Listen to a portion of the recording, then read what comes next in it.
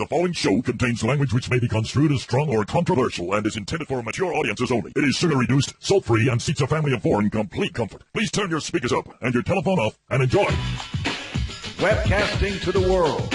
Do you remember the moment that you saw yourself in God and God in you, and you were one with the universe and God and everybody? Knowing the truth about the gospel. You were one with the prostitutes and pimps and priests and kings, and there was nobody on earth that was better than you nor less than you. That we are all righteous. And no one on earth was any less in Christ than anyone else. That's Mike Williams, and this is the Gospel Revolution.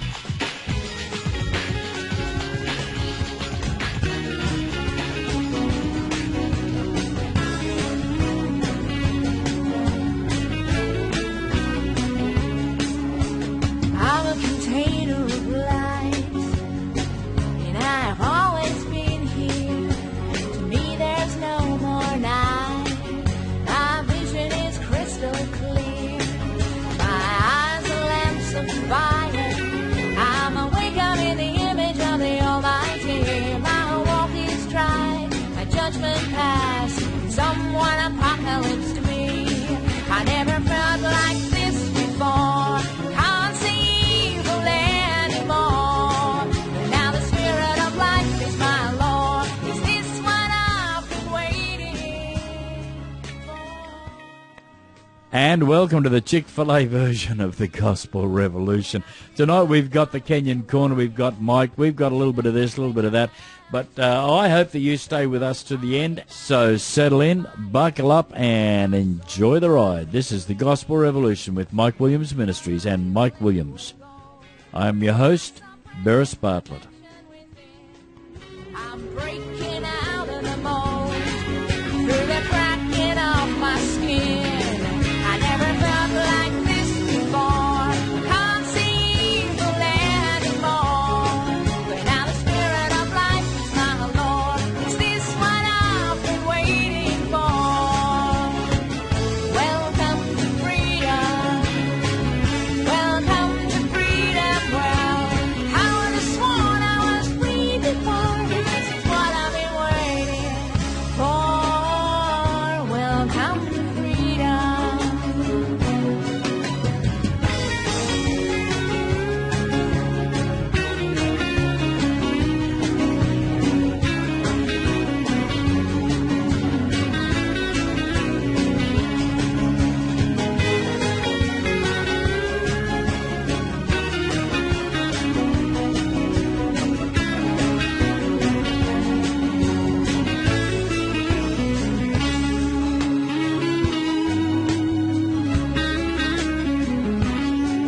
Bringing freedom to everything bound.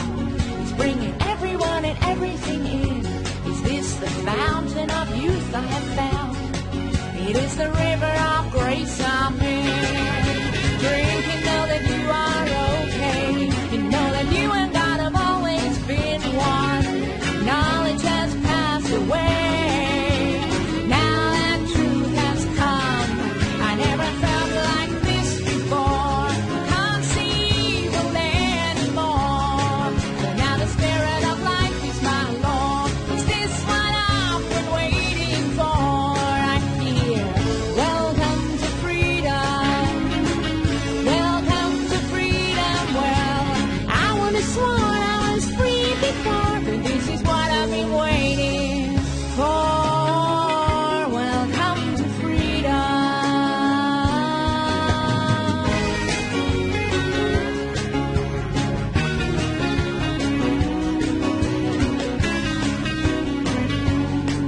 This is what I've been waiting for, what I've been waiting for.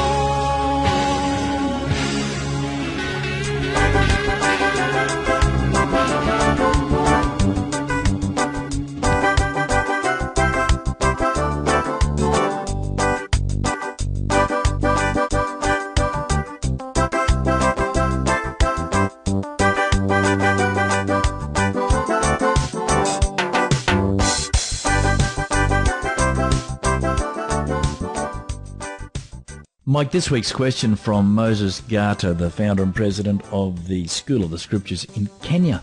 is in, and he says, we've been taught that speaking in tongues is a requirement for Christianity. That when you're on a crossroad, just speak in tongues and you'll get an instant direction of what to do. Is this really true? That speaking in tongues builds and strengthens one's faith, according to Jude 20. How does speaking in tongues build up one's faith? What is meant by tongues of men and tongues of angels? What did Paul mean when he said, I speak in tongues more than you all? In general, what is the place of speaking in tongues to the life of a believer today, Mike? Danged if I know. I think at the very first of these things, Beres, I think everybody has to drop the absolute persuasion that they know what they're talking about in any of this. It is just, number one, it's not that big of a topic in the New Testament. And just as in Moses' question, Jude doesn't say that it builds up your faith. He says building up yourselves on your most holy faith. So the issues, so there's just so many variations of what we even conceive that these verses even say. I definitely had the experience of speaking in tongues. It still is a part of my life if I occasionally choose to do so. I don't know that it does anything. I don't know that it doesn't do anything. I acknowledge all that is written about it by Paul, but it just, for me, speaking in tongues is not a gospel issue. Whoa, I just heard the hair singe off of a Pentecostal bun right then. But speaking in tongues is not a gospel issue. The gospel is revelation of who we are. It doesn't have anything to do with what we do, including speaking in tongues or praying or worshiping or any of these delightful, wonderful subjects. There's nothing about healing. The gospel is not the good news about healing. And the gospel is good news to us that brings to us the saving of the soul. So this is for our minds. Now, when we, if somebody were to ask me, Mike, we want you to get up and speak or teach on speaking in tongues and the baptism in the Holy Ghost. Now, I used to do it. But I'm telling you, I have to say, as I said right up front, I just don't have a clue what this is all about. I think that there's way too much of brouhaha about it on both sides. I mean, you've got the Baptists saying that it's of the devil to speak in tongues. And then you've got the Pentecostals who say it's a wonderful addition to the person who has been, quote, born again. And then you've got the Pentecostals who say if you ain't speaking in tongues, you ain't going to heaven. So there's a lot out there about it. It's obvious the New Testament speaks about it.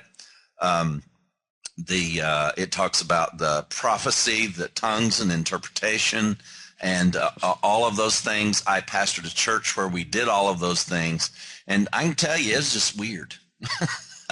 I just tell you, it was weird. It was just weird. I remember, I got to tell a story. It was in the church I was pastoring in last, and I won't tell the story behind it because it does get lengthy, but we had this lady in our church. She was a bit of even what we would have called a legalist even in those days, that we would have said she was a legalist. And she was given to speaking in tongues and also interpretation of tongues. So she stood up and she spoke in tongues. And then there was this long pause because nobody liked the lady. She was just like a sour pickle, you know. And so she's up speaking in tongues, and it's like everybody's going, oh, God, here we go again. So, so this is going on. And so she started to prophesy then, and it was a prophecy of judgment. Now, it was in this church that I first spoke of the gospel of peace, so she was definitely not happy about my declaration of the gospel of peace. And so this had been about probably a year before that I'd first taught the gospel of peace. And here we were in our new church building now. And she stands up and she speaks in tongues and waits. And of course you have to wait for the interpretation, usually somebody just gets tired of waiting and somebody does or says something, So she got tired of waiting. So she began to interpret her own tongues. And it was a prophecy of judgment. And I don't remember exactly what it was now, but it was a prophecy of judgment. The worship and praise team was up, and you have to have 3 fast songs, 3 slow songs, and then a prophecy. So a prophecy can't come in the middle of a fast song or in between the fast songs. It's got to come after the slow songs start. So anyway, I, of course, am sitting on the front row with the congregation, engaging with this. We had a great band, traveled all over many other states, and for worship services, I suppose you would say. And so I'm just enjoying it, and then it comes out this prophecy. So I get up and walk up to one of the freestanding microphones, and I just simply say, after this prophecy came out, I say, let's just go back to worshiping the Lord, because that was not the Lord. All right, then I sat down while the lady stands up who just spoke in tongues and prophesied, and she blurts out, "Was to me, saith the Lord."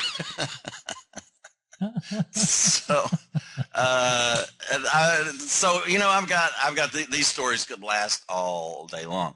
I just don't see where. Now, I've experienced all of this. You got to understand. I remember standing in John Osteen's church and hearing Dodie Osteen speak in tongues for the very first time. And it was the funniest sounding thing I ever heard in my life. She's a dear, sweet lady, but I'm telling you, it was like, I can't even tell you. I would have to imitate it. Go on, imitate it. Imitate. I have remembered this for years, but here's Dodie Osteen stands up, and she takes the mic, and Dodie's not known for being up front at all. And so she takes the mic, so there's a hush that falls over the large congregation, and so Dodie she takes the mic and begins to speak in tongues. And honestly, I remember it to this day. And she started speaking in tongues, and it was, ooh, pooty, baboo, coo, boo, poo, badoo, poo, poo, badoo, coo, coo, boo, poo. And I was just, everybody looked at each other like, oh my God. And then somebody quickly interpreted Dodie's tongues. And I'll guarantee you, everybody remembers the tongues. Nobody remembers the interpretation at all. So there's this, as I said, I can go on with these stories ad nauseum, but that was what I was into. That was the brand of evangelical Christianity I was in. Can I tell you that I had wonderful experience speaking in tongues? Yes. But you see, the gospel is not based on an experience that we have. It's an experience that Jesus had. And that is why that speaking in tongues is just not a gospel issue. And anytime that there is a focusing in on any one of these topics, whether it's water baptism, speaking in tongues, communion, to where that this is the thing that defines this church, you can be pretty well guaranteed there's just no gospel that is there. Because these things aren't the gospel in and of themselves. Whether you receive communion, don't receive communion, speak in tongues, don't speak in tongues, whether or not you're water baptized, sprinkled as an adult at birth, all these things, they are completely irrelevant issues to the gospel. Completely. So we're still faced with this verse in Jude that says that speaking in tongues does something positive for us. And then over in the other hand, I'm hearing in my mind, the gospel is the power of God unto salvation. It seems to me that the gospel has a power that we know about because it saves or holds our soul, makes whole our souls, our minds, our us. Whereas speaking in tongues, we really can't say what that does. Have I understood you right there, Mike? Yes, the indication is that it does something for us as far as the mind is concerned. Now, here's the other thing is that to validate this subject, though, the people who teach it literally pull every verse together they can and make it say what they say. Just like Jude, once again, it doesn't say that you build up your faith. It says that you are building up yourselves on your most holy faith. And it doesn't say praying in tongues. It says praying in the Holy Ghost. Now, does that mean praying in tongues? I don't know whether that means praying in tongues or not. But because that is the only bona fide spiritual prayer that Pentecostals ever acknowledge, then of course that does obviously automatically in Jude mean praying in tongues. However, it does not say that. So if you just took the time to go through these things to see what it said, what it didn't say, that would be a very powerful thing to do. I would never try to attempt to validate or invalidate this issue of praying in tongues at all. The one thing that I would always speak up about is if someone is trying to say that this experience somehow is validation of the spiritual condition that we have before God, or that by not having it, that it reduces you in the eyes of God somehow. That I can teach on all day long. Because Jesus is the only validation we need, isn't he? Absolutely. And that validation was 2,000 years ago. It's complete. Has nothing to do with an experience that we have on this earth right now. Now, you want to comment on Moses' question when he says, what did Paul mean when he said, I speak in tongues more than you all? I guess it means he did it more than everybody else. Whatever that was. Whatever that was. I don't know if he was being facetious. I don't have a reason to think that he was. But I think what Paul was saying was how ridiculous it was of them to place such emphasis on speaking in tongues by saying, I do this more than all of you do. It wasn't saying, and you need to do it too. What he is saying in this is that they were making such a brouhaha about all of it. He just said, okay, well, if it's that much of a deal, I speak in tongues more than all of you do. So there. But to say that it was to say that those verses bring us understanding about the subject, I think is stretching it pretty far. Moses, thanks so much for that question. You've really stirred it up here, and I know that Mike has one last message for you here. Moses, we send our love. We are always looking forward to getting your questions. We also send our love to you. We know that your aunt passed away this past week, so we know that a lot of things are taking place. We'll be announcing some of the wonderful things that are taking place there at the School of Scriptures and with things that are going on, and we'll be letting everybody know that. Moses, you and your wife and your beautiful children, we love you. We love the people of Kenya, and just give our love to the students at the School of the Scriptures.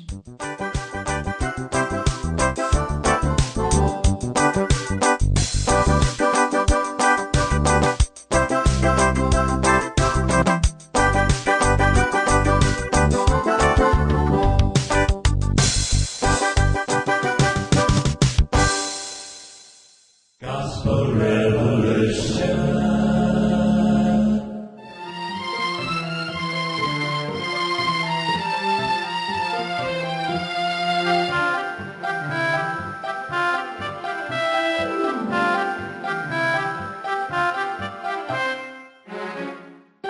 If you've grown up in a good Christian home, then most certainly you have limited yourself to chaperone dating until the age of 21. If you are truly saved, it is not until your 21st birthday that the thought of dating someone without adult supervision would even enter your mind. Meet Timmy. Timmy just turned 21 and is getting ready for his first unchaperoned date. As you can tell, he is very excited and very nervous. But don't fret, Timmy. I have some dating secrets that I know can help any Christian man. Dating tip number 1. Comb your hair. Most Christian women like men who shower on a regular basis and keep their hair nice and neat. Buy a good comb and keep it in your side pocket at all times for quick and easy access. Dating tip number 2. Spruce up. Oh no, Timmy, you can't just wear any regular cologne. Wear Christian cologne. The only Christian cologne available is Miracle for Men. If you do not have any Christian cologne, borrow some from your father or grandfather. All men of God have Miracle because it's heaven's scent. All Christian adults speak Christianese and will be impressed that you do too. Follow these dating tips for Christian men, and you are sure to find a life partner that is suitable, submissive, and steadfast. Listen in your office, in your car, or even your neighborhood bar. You can listen with your whole family to a Gospel Revolution.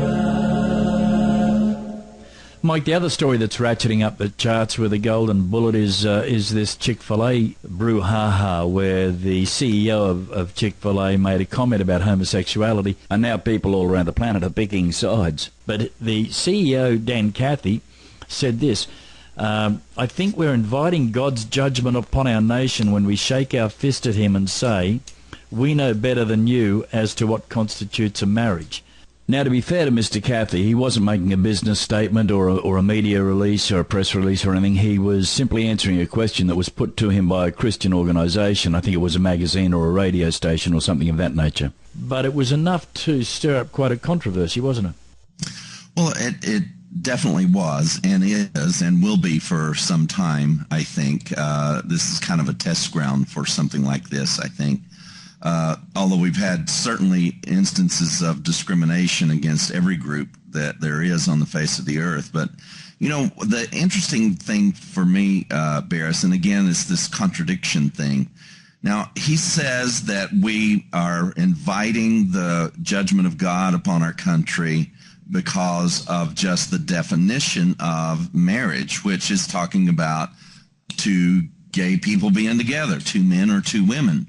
Yet, the business Chick-fil-A prides itself that it does not discriminate against any of its employees or anyone eating at Chick-fil-A. Now wait. Stop the presses here. All right, so by anyone entertaining the idea that marriage might be different or more inclusive than what we thought would bring the judgment of God, but serving them a chicken sandwich is okay? I mean, you know, hey, put up a sign, Mr. Cathy, hello, Mr. Cathy, listen, I do not want you to invite the judgment of God on your business. So put up a sign that says what you want it to say. Chick-fil-A, if you're gay, stay away. This should be the slogan. I mean, my gosh, they're going to invite the wrath of God. They're feeding gay people, for God's sake. And not only that, there's gay people back there fixing those Chick-fil-A sandwiches.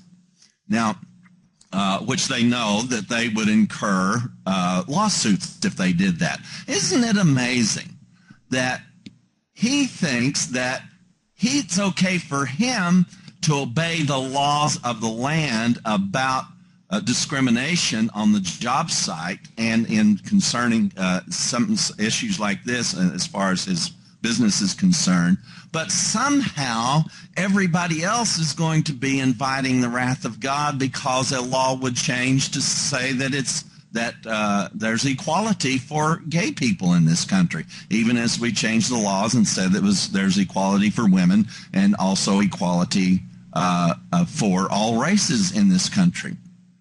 So the contradiction in Mr. Cathy's mind is just, as always, anybody that would shut their business down on Sunday thinking it is the Sabbath, number one, has a screw loose.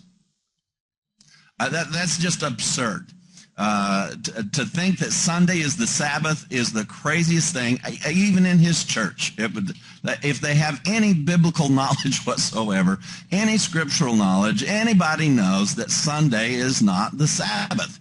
To even find out what the Sabbath is, my understanding is it was based on a moon calendar, not a sun calendar anyway, and the solar calendar that we're on. So, Mr. Cathy, I know that you are a sweet man. I saw your picture. You just look just like such a sweet man. But come on. You need to get with it. Based on your doctrine, I am telling you, you must stop serving gay people at Chick-fil-A. You must, if you're going to close on Sunday, why have you drawn this line that says they can work for you, you can serve them, but you can't open your doors on Sunday, and you cannot be a part of, not only a part of, but if the decision is made that we'd have marriage between two men or two women, that we're inviting the judgment of God, what has happened to the dozen states or so that have gay marriage now? The judgment of God hadn't come down on them. But, and God forbid a tragedy happened there, because we know that Pat Robertson would come swimming out of the backwaters of the swamp of Christianity, pronouncing that the judgment of God was there because of gay people, just as he did with Hurricane Katrina. And even though the gay district in Louisiana, in New Orleans, was the only area that was not demolished by the hurricane, yet he says it was gay people who brought the hurricane into shore. They were standing there mooning people, I guess. I don't know what they were doing, but the gay people were bringing the judgment of God. And here was this hurricane moving through the ocean. Now get this picture. See, I got to play this out in my mind. Here it is. Here's a huge hurricane, a Category 5 out in the Gulf at the time. Thank God it didn't hit as a Category 5. So, what did the hurricane get scared of the gay people before it got there? I mean, it was Category 5. It could have wiped them all out. But it got nervous or something, and it dropped to a Category 3. It could have taken them all out. So was this an act of mercy, or was it an act of wrath? You see, you get to the point to where that you don't really know for sure when you start looking at the picture in its entirety. So what was happening? So gay people were doing something, and this hurricane was churning through the water saying, I'm going to get you, I'm going to get you, I'm going to get you. Look out, I'm coming, I'm after the gay people. And all you Christians, I'm really sorry you're in the way. All you praying people, I'm just too big to avoid you also. So to get at the gay people, though, we all know it's worth a sacrifice to get to the gay people, to kill half the other part of the population. We have to destroy your property too, but my, we actually missed the gay district. Now, see the Jim Henson company, the company that owns the Muppets, they have pulled all of their support. I think they were using, they're selling toys or something through Chick-fil-A, yes. And they said, enough's enough, we're not going to do it. And I also noticed Rick Santorum came out and said, good on you, Mr. Cathy. This thing is, talk about taking sides. Oh, and I read during the week that the biggest name in Christianity has come out against, in favour of Mr. Cathy and Chick-fil-A. And I thought, that's wonderful. Jesus has a word in here. And then I found out that apparently Jesus isn't the biggest name in Christianity. Apparently it was Billy Graham. Yes, absolutely. And, goodness, in any case of discrimination, it doesn't make any difference who it is to me. I champion anyone who stands up against discrimination. So let's hear it for Kermit the Frog, He knows when the pot is boiling too hot and to jump out. And Kermit jumped out of this situation. And Miss Piggy didn't want anything to do with Chick-fil-A. Goodness gracious. And the grouch, he just decided that this is not for him either. So, maybe we need to turn to Miss Piggy to find wisdom in this situation. I don't think that's very good, Mike. I mean, here is a chicken doing things with a pig. Okay. Nothing kosher about this at all. Chick-fil-A, you were doing so well yesterday.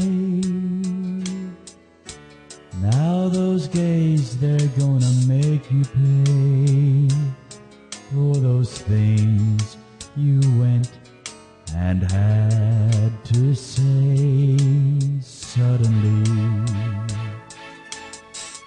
You have all this free publicity, but those Muppets still pulled out, you see, 'cause they think that you're history. Billy Graham's there with a prayer, but wouldn't say. You said something strong, and now you long for yesterday. Suddenly, Chick-fil-A, you need consistency to be credible to folks like me. It's Gospel Revolution's plea. Gospel Revolution's plea.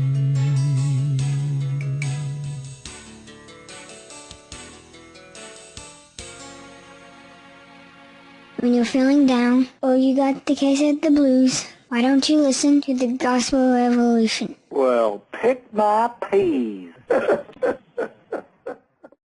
Mike, this week we also heard from Mark Eaton, who said, I was taught in the series on blood covenant by E.W. Kenyon that I could choose the blessings of Abraham or the curse of the law.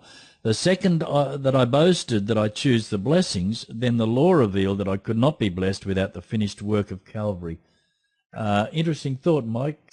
Well, the choose what you want. You can say you choose the blessing of Abraham or say you choose the curse of the law. It's not going to change anything either way.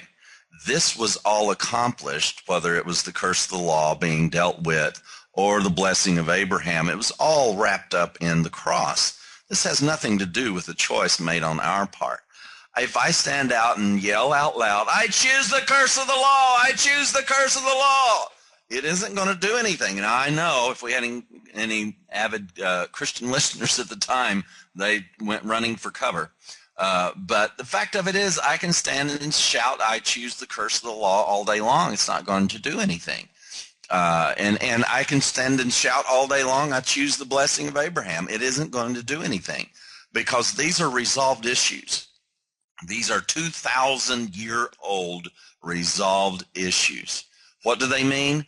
Well, that's a good topic maybe for another time, but the fact of it is, just to stick with Mark's question or his statements here, it's just the fact that this is just not a choice that people make today. It's just not a valid thing to put before people. Is this sort of like a Frenchman standing in the middle of the Champs-Élysées and saying, I'm German, I'm German? It doesn't make any difference anyway. He's still French. It doesn't make any difference. Yeah. It's not going to change a thing. It is what it is. It is what it is. And, we had just, we have diminished the work of the cross by placing all of these decisions on our part. Well, it's deciding to speak in tongues, deciding to have communion, deciding to choose the blessing of Abraham, or deciding to choose to make Jesus our personal Lord and Savior, which is one that blows me away the most.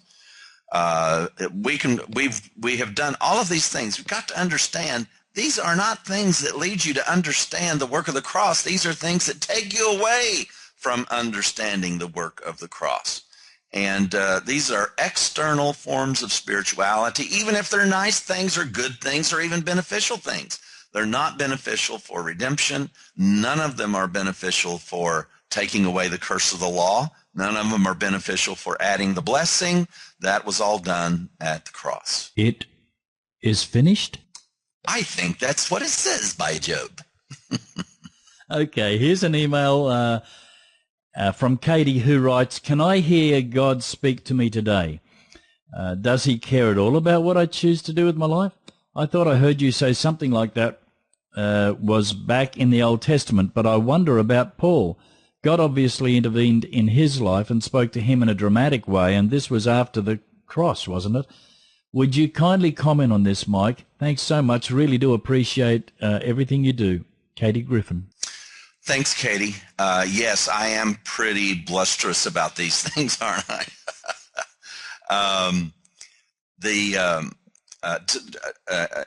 Number one, never would I ever say that God does not care about anything. I mean, God has shown his care for us through the cross. And but this is not a daily issue. The issue of whether God cares or doesn't care is not a daily issue, and it's not a daily choice on our part to invoke the caring of God or the I don't caring of God. These are not issues that are ours to make choices in that was going to cause this to be come up as somehow different in our life, to the positive or the negative, or if you will, the blessing or the curse. Hearing the voice of God, I hedge away from that, sweetheart. I hedge away from that just as much as I can. I have seen so much abuse of people hearing from God. Now, if Jesus shows up and appears like he did to Paul, I'm going to pay attention. There won't be any arguments from me about the subject. But I think that's way different. I think to compare the two of me trying to decide who to marry, who not to marry, whether not to invest or not to invest, whether to turn right at Oak Street or not. See how we have extrapolated that down from an absolute appearance of Jesus himself in this man's life for an absolute specific purpose of establishing the gospel. And so, yes, I do embrace that. It is in the book of Acts, and if anybody's listened to me very much, I just don't put any credence in extrapolating doctrine out of the book of Acts. And I'm trying to think. I honestly don't think that Paul ever made reference to that in his writings. I honestly don't know whether he ever brought it up. I don't think he ever brought up the issue of this term in the book of Acts. But like I say, this is not where we determine doctrine pertaining to the gospel at all, whether it's in Acts, whether this happened in Paul's life or didn't happen. It's irrelevant as pertaining to the gospel. So the issue of the gospel now is that we are empowered to choose. And we are empowered to know our identity through the power of the work of the cross and the revelation of that took place 2,000 years ago. Seemed to me back in the day that it was, everyone was hearing from God and everyone was hearing something different at the same time, Mike. The classic story I remember hearing from so many different directions was the predatory male on the hunt for a wife saying to a girl, God told me you'd marry me. Mm-hmm. And the girl saying back, well, when he tells me that, I'll think about it. And thank God the girl would have sense enough to do it, because there was a lot of girls who just said, well, if God said so, I guess I got to do it. Boy, how tragic. But I remembered that back then the conversation stopper would always be, the Lord told me. You can't take that anywhere. If the Lord told you, am I going to be a fool enough to try and go against the Lord? So it seems to me that a lot of people did a lot of things in the name of the Lord that the Lord probably didn't know about. Well, and it continues to this day, and to every varying degree, things that actually turn out good. It's not that everything that somebody says the Lord told them to do always turns out bad. a lot of those things do turn out good, but a lot of them turn out just as equally as bad. But no greater, the people who say that God spoke to them don't have a greater degree of success than those who have not heard from God. Those who do not hear from God do not have a greater degree of failure than those who, quote, do hear from God. So it's all just hyperbole. It really is. It's superficial at best. I have not needed to hear God speak to me in many years, and things have really gone quite well. I've made mistakes. I've made good decisions, bad decisions, all over the map. But the thing of it is that when you invoke the name of God into your decisions, and then things do not turn out the way that you presumed that was for God's purpose, you're left with a whole heap of mind-boggling things to work through. And I think the only thing that can cut through that muddle is the gospel, because it brings everything back to ground zero, brings it all back to one, and eliminates all the confusion. I remember being in the church here and in Houston several years ago, and one of the young girls stood up and was talking about how God spoke to her, and she made the open declaration that, and here's the thing, is it just boggled my mind that not only nobody else said anything, but I didn't either, but she stood up and she said that God spoke to her, and she'd been trained by the pastor as to how to hear God's voice. And as were the others in the group. I came along later, and the church is no longer in existence. So, but anyway, she stood up and she said, God spoke to me. She was just so delighted and just thrilled. And she said, God spoke to me and told me that he has done many more things for me, much greater than the cross in my life. And the pastor just stood there and, yeah, praise the Lord, praise the Lord. Everything in me is going off, and nobody, and everybody's just sitting there like, yeah, okay, but you're right. It is an end of all conversations. I mean, am I to debate so if I speak up, am I debating with God, or am I telling her she's crazy?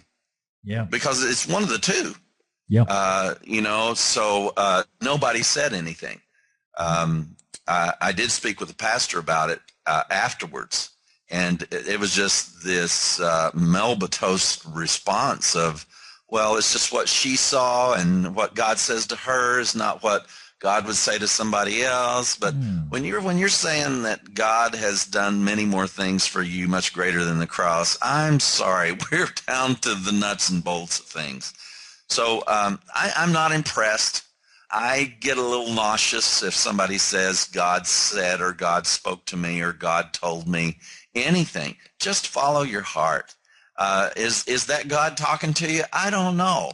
I just know that the power of this life is found in the ability to live out of our heart, not by getting divine instructions from an external source. Follow your heart. Follow your heart. This is a practice. Following your heart really is a practice.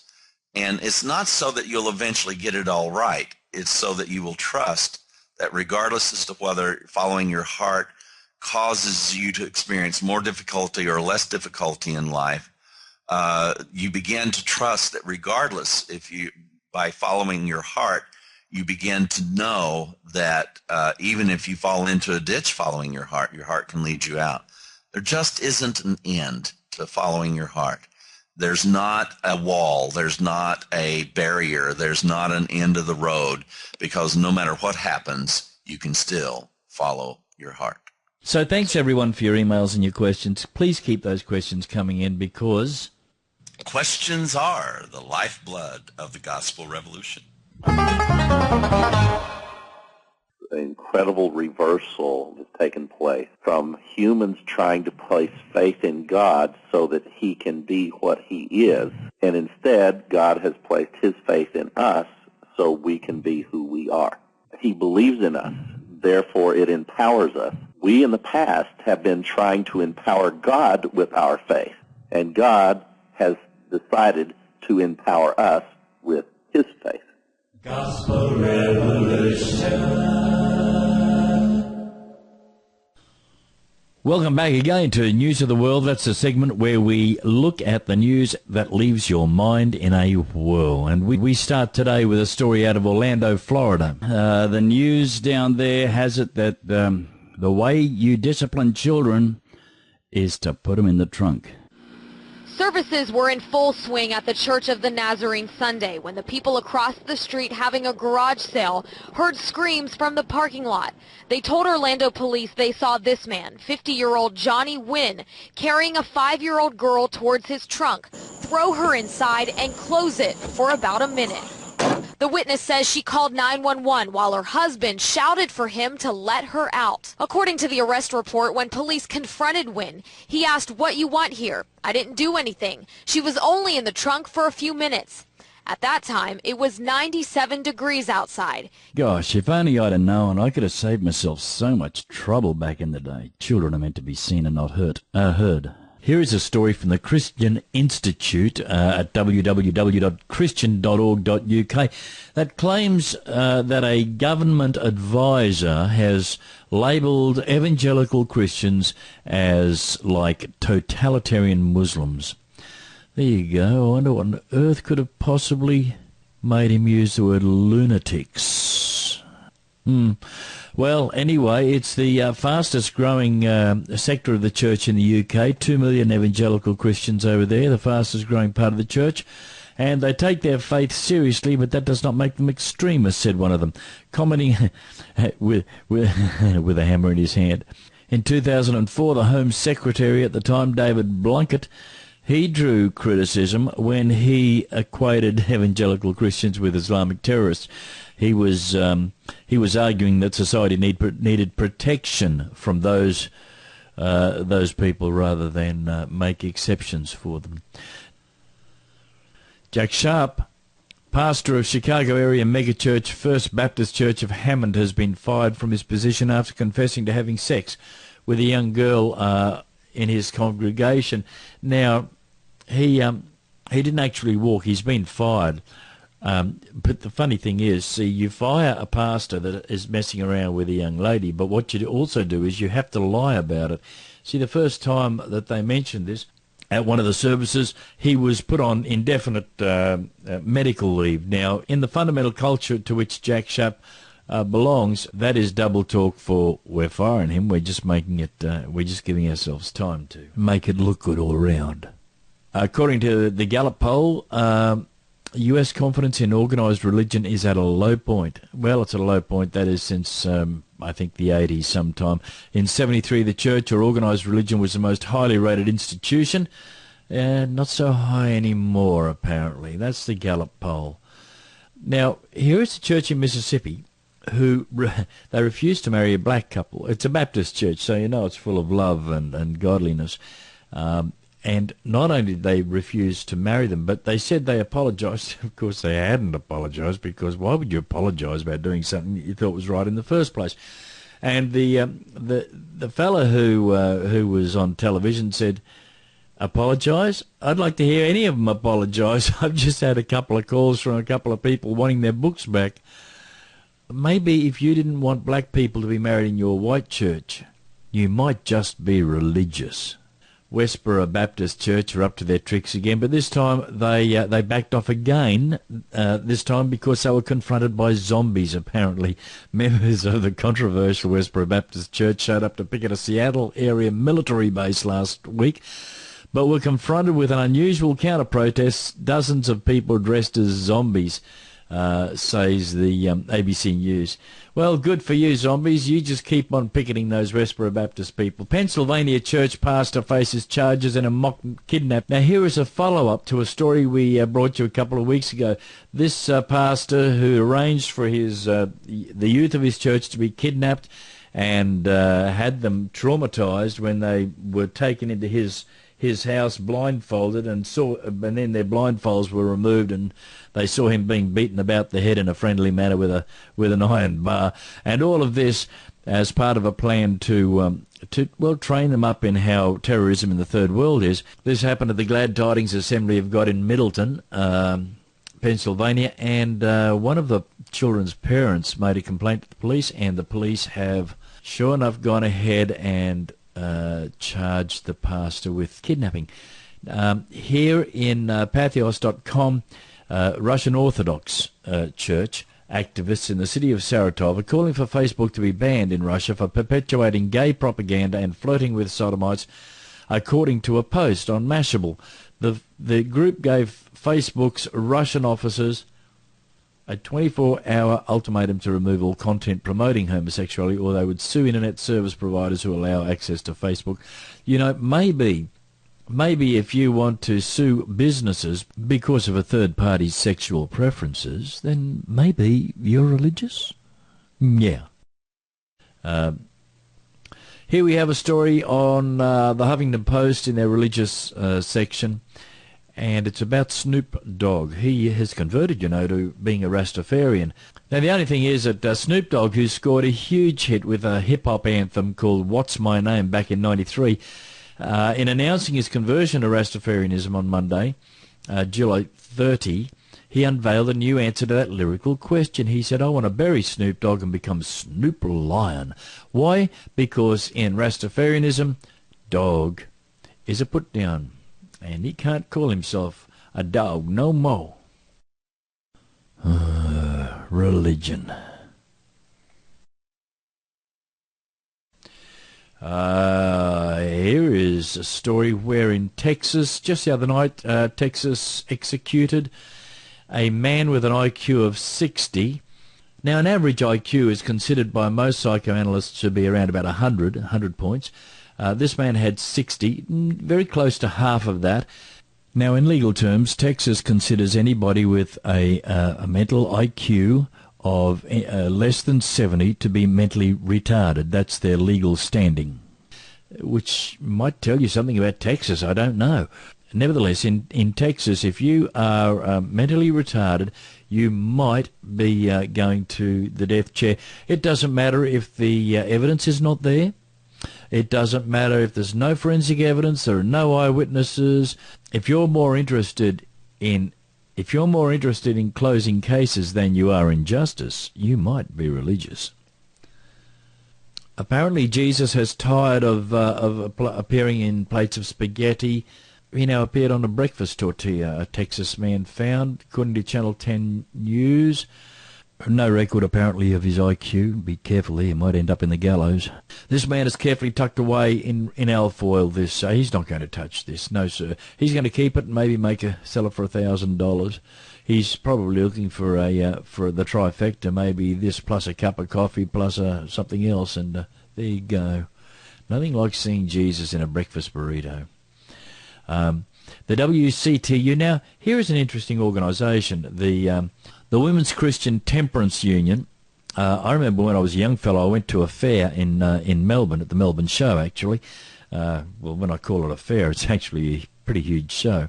And there was a temperance union. They had a little coffee house, and up on the wall was a big old sign. It was a big old poster, and it had all these mean, nasty pictures and a skeleton in the middle, and it said murder, child abuse, widows, and it laid out all of these things which were just dreadful things, and it said at the bottom, alcohol, the mother of them all. Well, this same organisation has now said that it plans to keep going until every state in these here United States are dry. This is the same organisation that fought for prohibition in the early 1900s, and they're at it again. You might be religious. Think about it. America has released a report criticising China for a lack of transparency in religious freedom. China has simply responded angrily and said, well, look at you. You've got more religion than any other country on the face of the earth, and what's that done for you? Apparently you've got more people in prison than both us and Russia put together, the Chinese have said. And that's true. I mean, there is nothing more to say, really. I mean, if you have more prisoners in prison than any other country on the face of the earth, either numerically or statistically by percentage of population, and you claim yourself to be religious, well, maybe, I don't know, isn't there an old saying about the pot calling the kettle something or other? Here's a chaplain who had to quit the Southern Baptist because he went to, not because he officiated it, but because he went to a marriage between two homosexuals. Yes, sir. They said we can't approve of anyone even going to one of these kind of funerals. Well, it was his funeral, wasn't it? We can't even abide people going to a wedding where there is a marriage between two homosexuals. So they made it so difficult for him, he had to just simply pull the plug and leave. You know, you may be religious if you try to determine what parties and what kind of weddings people go to. You might just be religious. There was a story I had here on Todd Bentley. Todd Bentley's the young fellow that's covered in tattoos, and a few years ago he was commissioned by the Kansas City Prophetic Group. A number of them went to Lake London, Florida, where he was having some amazing miracles. Of course, unfortunately, not one person ever stepped forward to say that they'd actually been healed, but nevertheless, he claimed that there'd been at least 13 people raised from the dead. Not one of them apparently was around anymore to talk about it. And gajillions of people who were cured from all sorts of diseases. He was commissioned by these Kansas City Prophetic Group people, and they all had a word. I've got the movies, actually. It makes them pretty interesting watching. And unfortunately, what they were prophesying over him, that he would be doing great things in the name of the Lord, while he was doing that, he was also playing bedroom games with his secretary. Now, he's gone through a period of some kind of restoration. During this period of restoration, he's divorced his wife, he has married his secretary, and together they now say, oh dear, that was a bad time. It was no question about it, it was wrong, but hey, we're having fun now and we're doing it legally. And guess what? We are back at it now in the UK, where we are stamping people in the face, smacking people in the...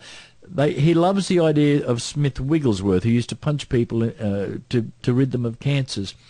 In fact, let me just see if I can find this. I tell you, this Sultan of Smack was... Can you imagine being married by him? You may kick the bride. Well, this is Beres, and next week we'll be back with more impossible stories. Remember, every story in News of the World is a real story from a real news organisation. We're not making this up. It would be impossible to make some of these things up. In fact, there's just plain no end to the ridiculous hypocrisy that you can find in your local newspaper when it comes to religion. See you this time next week. What a sad, sad story. Yeah, I don't want to talk about it.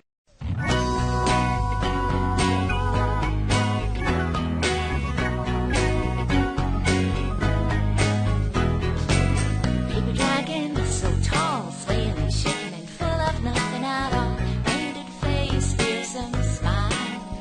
You've been roaring so loudly while no one is even inside. I'm asking myself, why did I ever believe you were alive? You know, I'm asking myself. Paper dragon, to succeed, you need some life on which to feed. You tell the sheep they have a need, so they'll be mindlessly following and never questioning 2,000 years of deceit. 'Cause you've been scaring the world with your stature, clouding our day with your view, and filling our minds with your poison, preaching your message of doom. Paper dragon. Well, folks, it is that we must leave you. Next week we'll be delving into Chapter 2 of Mike's new book, 1, The Gospel According to Mike. So come back next week when we'll do the same thing, only better. And here for one last word from the founder and the president of the Gospel Revolution is Mike Williams. Thanks, everybody, for joining in. It has been a blast. And if you think this was good, hang on to your seats. It will get better and better. We love you a lot. Thank you for loving us.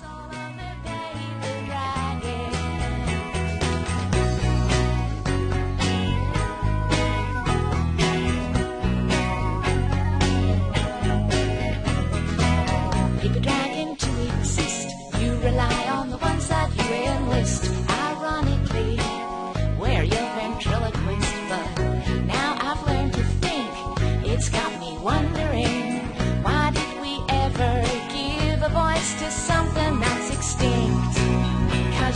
scaring the world with your stature.